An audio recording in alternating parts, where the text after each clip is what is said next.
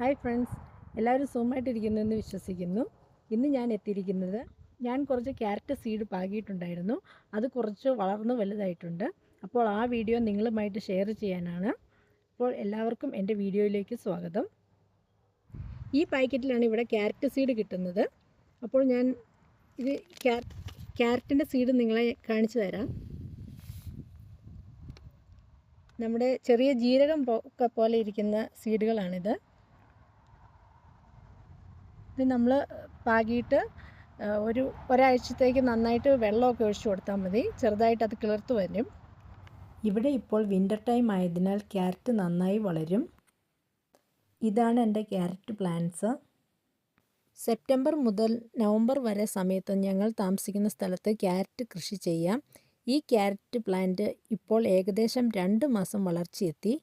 ഞാൻ ഇതിന് വളമായിട്ട് ഇടുന്നത് ചാണകപ്പൊടിയും കമ്പോസ്റ്റും ആണ്.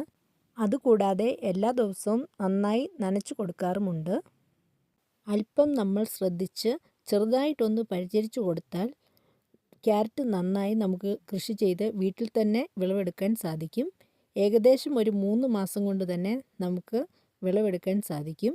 എൻ്റെ ഈ ചെറിയ വീഡിയോ നിങ്ങൾക്ക് ഇഷ്ടമായെങ്കിൽ ഒന്ന് സബ്സ്ക്രൈബ് ചെയ്യാൻ മറക്കരുതേ. അപ്പോൾ ഇത്രയുമൊക്കെയാണ് എൻ്റെ ക്യാരറ്റ് കൃഷിയുടെ വീഡിയോ.